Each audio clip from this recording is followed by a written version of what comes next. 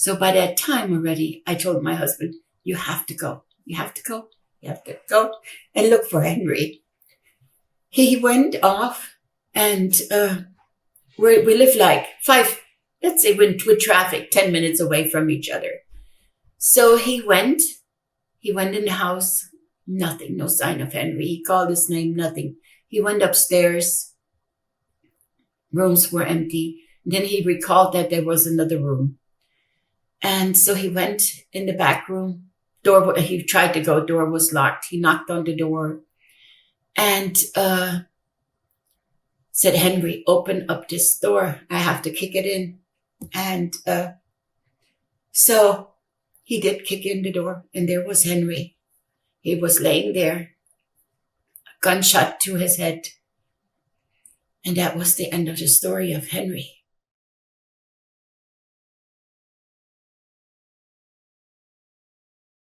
Today's video is one of the most heartbreaking interviews we've ever shared on this channel.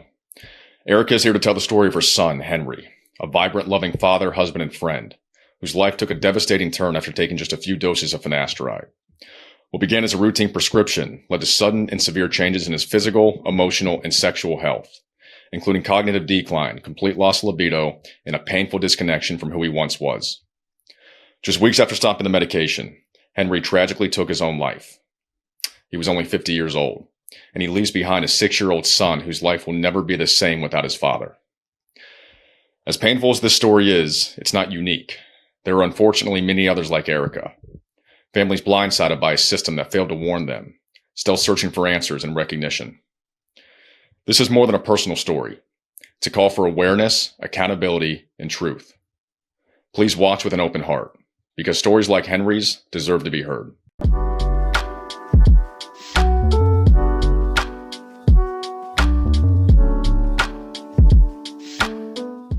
Okay, so Erica, to begin, could you give me a little rundown on who your son was before all this happened, what he loved, and just the type of man that he was?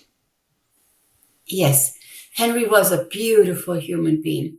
He was vibrant. He was a person everybody just loved. And he loved life. He loved to travel. He loved friends. He loved to play guitar. He loved to listen to music, loved to go to concerts. He was a good son. He was a good husband, an amazing father. And if he was your friend, the friendship was like forever. He has a friend that he grew up with, and it's until now, a friendship. Henry, he was the light of a party. When there was a party and Henry wasn't there, there wasn't a party. Henry, he helped anybody that needed help. He was always there. He came in the door when he brought his son home to us, we helped with the grandparents, and he just opened the door and boom, it was like a light went on. Such a vibrant soul he was. He didn't like to talk about illnesses. He just always was positive and lifted everybody. And if you had an issue, and then he said, oh, it's going to get better. Remember this. Just a loving human being. Yeah. Erica, I really appreciate you giving us the rundown of your son. He sounds like he was an amazing man. Yeah. So jumping into a story here with finasteride, at what point did he start taking it? And did you guys even know that he was taking it at the time? Yes, we did know. Because Henry, he started taking, he got a UTI they spent a lot of time in summer vacation with the little one in hotel pools and jacuzzi. So, and somehow he got a UTI. And then he went to the doctor and they gave him antibiotics. And then he went to the urologist. Like he took a first round of antibiotics, but then he still had a little issue going on. So he went to the urologist. And the urologist, I went with him to the office, my husband and I. We sat in the office to give him emotional support because he was so devastated that things didn't get better. And when he came out and he said, Mom, I only saw a nurse practitioner, and it's a very big urology office here. And I only saw a nurse practitioner, and she came up with a diagnosis, and the doctor came in and he prescribed me finasteride. And then tamsulosin and finasteride. And then I said, wait a minute. I said, finasteride, that doesn't make, and tamsulosin, this all doesn't make sense. And I said, well, if it's supposed to help, it's supposed to help. And antibiotics on top of it. So, as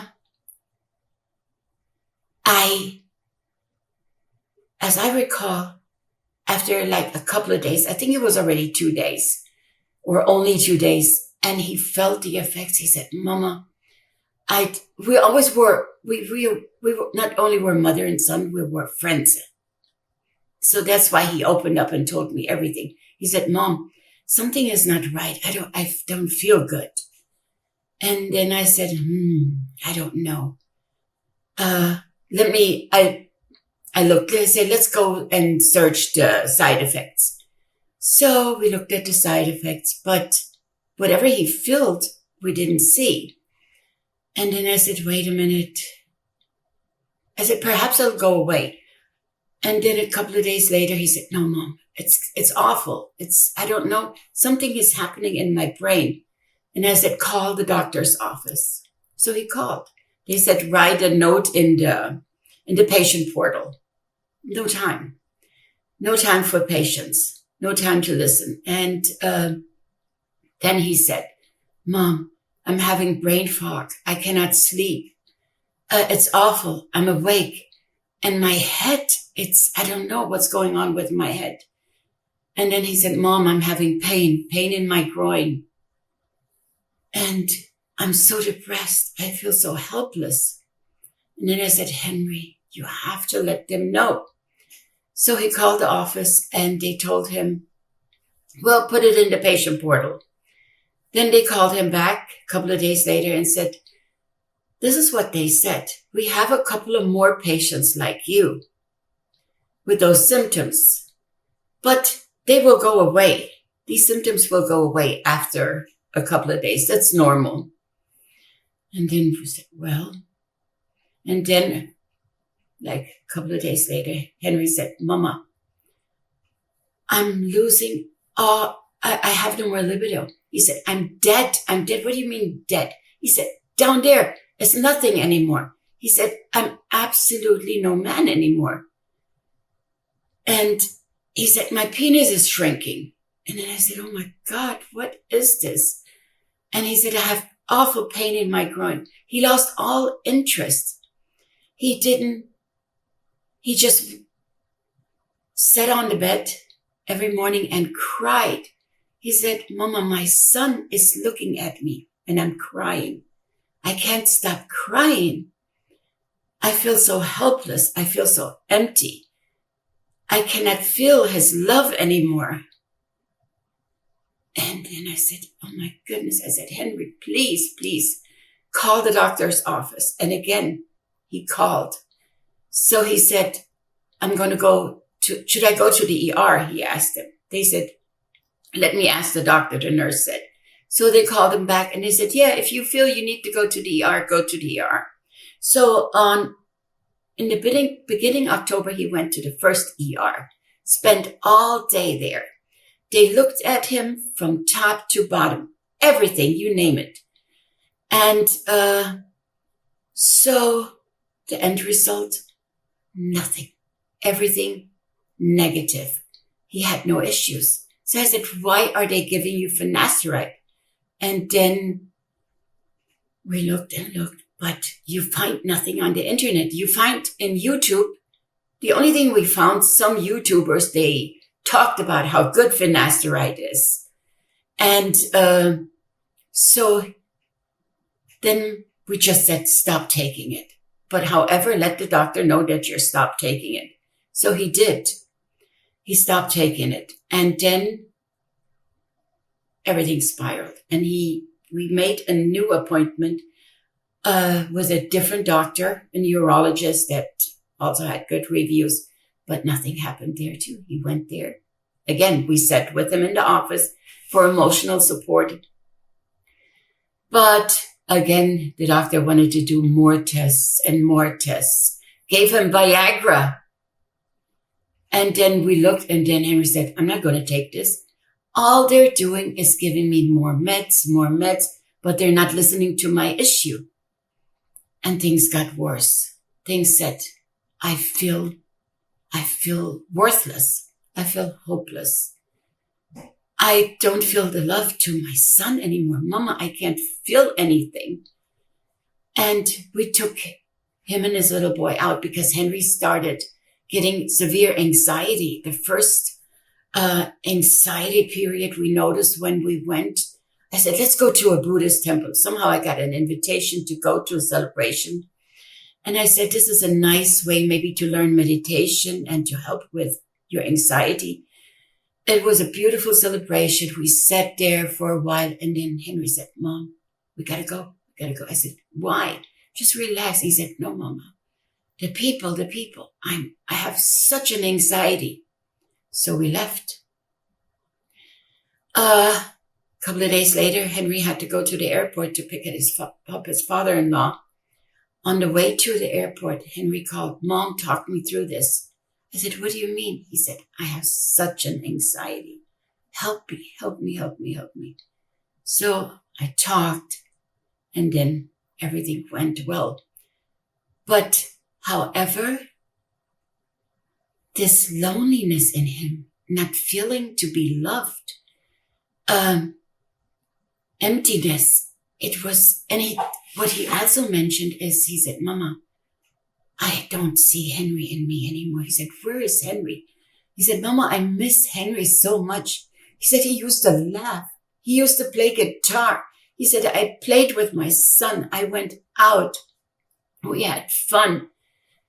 And Henry is gone. I want to laugh again. And he said, Mama, I don't like this guy that I am now. I don't know who I am. I feel different.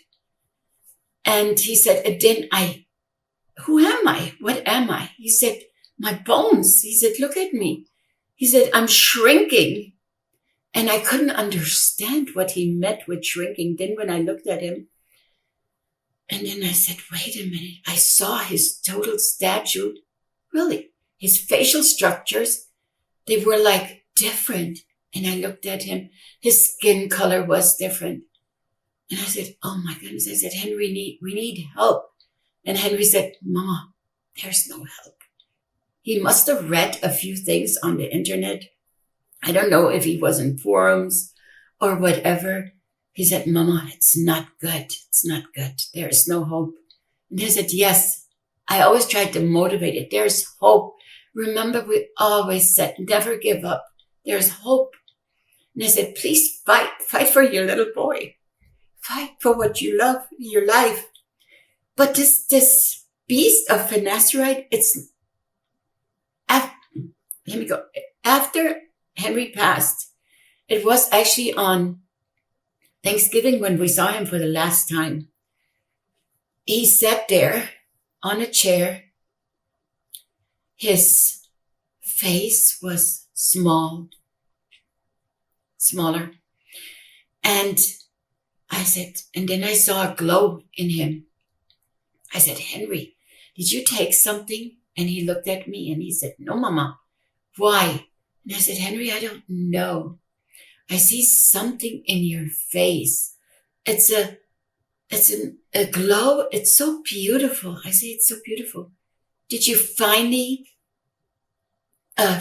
found a way to beat this beast?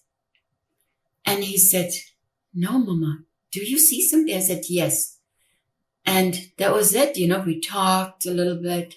And then when we left, the way he said goodbye to us, I said, I don't know, a feeling in me. But I said, no, I said, tomorrow we meet again. Tomorrow come and bring the little one. We have a cup of coffee, what we usually had when he brought his boy. But the next morning he didn't come. His wife brought Sammy to our house. And then she left off to work. So I texted Henry. I said, Henry, please get in touch with me. Text me. Where are you? Because he didn't answer the phone call. I called a couple of more times. And Henry didn't answer. So we called his wife. She said, I don't know. She's trying to call him too. And she said she turned on the alarm at the home off and on. That was a sign for them. Listen, I'm trying to get in touch with you. Please get your phone. So nothing happened. And her neighbor, they were friends. She also went she told her, please go and check for Henry. She opened it. She gave her the garage code. So she went in and went into the garage, called for Henry. She called Michelle and said, Henry's not there. I called everywhere. Should I go upstairs? And then nothing happened. She said, no, don't go upstairs. So by that time already, I told my husband, you have to go. You have to go. You have to go and look for Henry. He went off and we live like let's say with traffic, 10 minutes away from each other. So he went in the house, nothing, no sign of Henry. He called his name, nothing. He went upstairs. Rooms were empty. Then he recalled that there was another room. And so he went in the back room. He tried to go, door was locked. He knocked on the door and said, Henry, open up this door. I have to kick it in. And so he did kick in the door, and there was Henry. He was laying there, a gunshot to his head. And that was the end of the story of Henry. So after that, my head kept on going. I said, no, Henry was not a person to commit suicide. He was not this person. What was it? So I spoke to my daughter-in-law and his sister, and we said, let's research. So we researched on the internet. We still didn't find anything. Then my daughter-in-law said, Mom, do a deep research. What do you mean a deep research? She said, these companies, they try to hide things. You have to go deeper. You have to really take time. So that's what I did, and my daughter as well. So we did deep researching, and then we came up with all these people, all these men, these sons, these fathers that are suffering from this chemical weapon of this. It's like a castration for men. I don't know what they're trying to do to our men, to our boys, to the fathers, and they're hiding it. Then I found another website where countries are trying to raise awareness, trying to hear all of our voices, what is happening. And then I find out that the FDA actually knows about it and still didn't raise awareness or make these drug companies put on their patient information what can happen. And it's being brushed off that these men they already have depression or whatever. No, they do not have depression. Vibrant men that love life and everything. Sure, you have some percentage where it doesn't happen, but it's enough percentage where it happens to, and it shouldn't happen. It should not happen. It's a crime to humanity. It's a crime to our men, to our fathers, to our sons. And we need to do something. We need to raise awareness. Our voices need to be heard. And I'm so thankful that I found you, that we found you, and that you're giving this message, and you're suffering too. So, yeah, Uh, like I said, I'm so happy that we found you. Erica, I am so sorry that you and your family are going through this. You have my deepest condolences. This is a very, very tragic situation, and it's similar to so many others. I've talked to so many men at this point who have had similar symptoms, if not identical symptoms, to what Henry had, and they don't get the support they need from the medical system. You know, it's not even directly acknowledged that these symptoms are caused by finasteride. And I can, as you were talking there, I could relate to everything you were discussing. I mean, the body changes, the facial changes. You mentioned he shrunk, you know, his body frame shrunk. I have the exact same thing now. The cognitive dysfunction, there is nothing easy about this. I want to thank you so much for having the courage to come out here and share your story. I know it's not easy to do. I got a few questions here just for clarification. Henry only took this drug for, was it only a couple days? Yes, only a couple of days. Yeah. And then it was prescribed for a UTI. Is that correct? UTI, the UTI caused him to have he couldn't his urination was slow. Okay. So they said that would help him. And the effect of finasteride was felt like immediately. Mm-hmm. And it started with cognitive issues. Is that correct? Brain fog, just Yes. feeling not like himself. Yes, and total insomnia. Mm-hmm. Okay. And then again, just for clarification, I know these are very delicate questions, so I apologize. How soon after he came off did he take his life? November 29th, 2024. Okay. So it was only about a month. Yes. Okay. Erica, I am so sorry you and your family are going through this, and I really appreciate you telling your story here. And I will do everything I can to bring light to what happened to Henry and the others who are suffering with this. And what you're doing right now is really the best thing you can do, is to tell Henry's story, to honor him, and to keep his legacy going. So again, I can't thank you enough. Yeah. Before we hop off, do you have any other statements or anything else you'd like to tell the audience?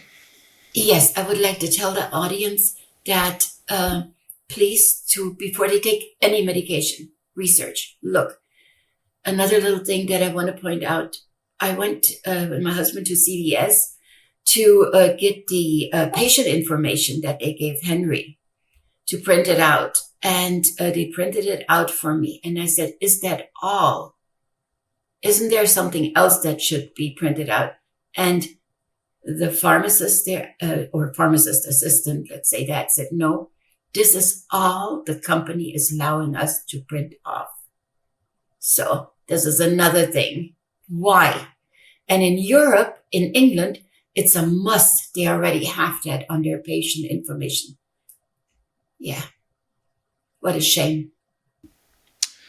I agree, Erica. And there really is no warning for consumers of this drug on what this can do. There is no warning about permanent side effects, and even all the side effects Henry did experience. I didn't read about those side effects. I still don't read about them on the formal label to these drugs. It's only when you go into the forums that you start to see people are suffering with these types of debilitating issues. And I understand. It's incredibly difficult. So, yeah. Erica, I just want to thank you again. Thank you so much for coming on the channel. And again, we're going to do everything we can to get this recognized. So thank you again, that's Erica. Good. And everything is still so fresh because it's just been so shortly. Absolutely. Yeah. Well, Erica, thank you for what you do. Yes. Thank you, Erica.